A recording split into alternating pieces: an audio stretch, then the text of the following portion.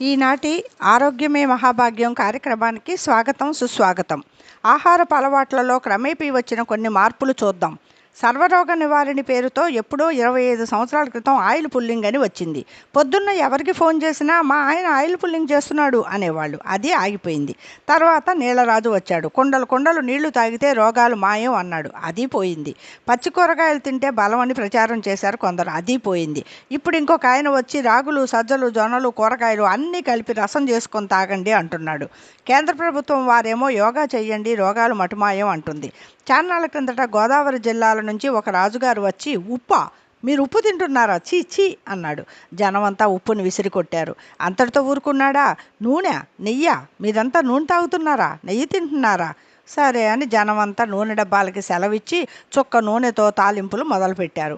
ఒకానొక మంచి రోజున కృష్ణానది ప్రక్కన మంచి స్థలంలో ప్రకృతి ఆహారాశ్రమం అని ఒకటి మొదలైంది. ప్రజలకు ఉప్పు నూనె లేని వంటలతో 3 పచ్చి కూర ముక్కలు 6 ఆకుకూర రసాలతో నిత్యనూతనంగా విలసిల్లుతుంది. సరే, ఇది ఇలా ఉండగా ఇంకొక ఆయన ఎవరో రాగి చెంబుల్లో నీళ్లు నింపి చంద్రుడి ఎదురుగా పెట్టి తెల్లారా నీళ్లు తాగితే అసలు చావే రాదు అని ఘంటాపదంగా చెప్పాడు. ఇంకేముంది, కొట్లలో పడి రాగి చెంబుల వేట మొదలైంది.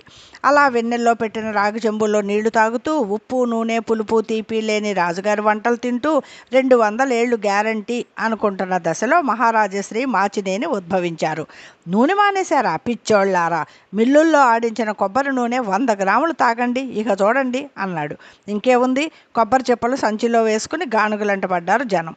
ఇంకొక సాము వచ్చి పురుగు మందులు లేని చిరుధాన్యాలు తినండి, మీ ఆరోగ్యాన్ని మీరే సంరక్షించుకోండి అన్నాడు.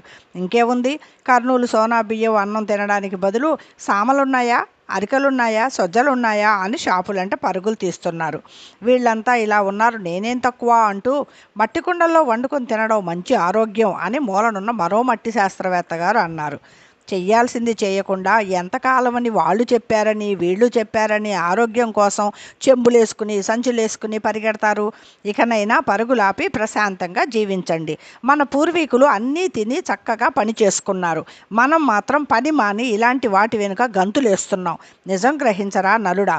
ఈ కార్యక్రమం ఇంతటితో సమాప్తం. మూలం ఒక వాట్సాప్ మెసేజ్, వాచకం బాలమ్మ.